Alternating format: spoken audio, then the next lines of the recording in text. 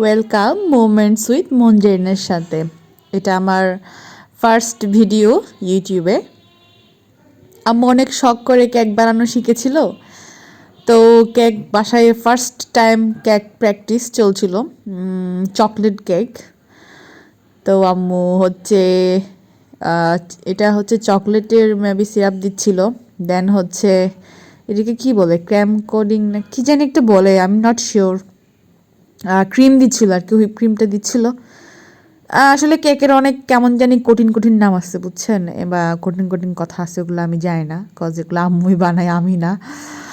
তো কয়টা লেয়ার ছিল, 3টা লেয়ার ছিল মেবি।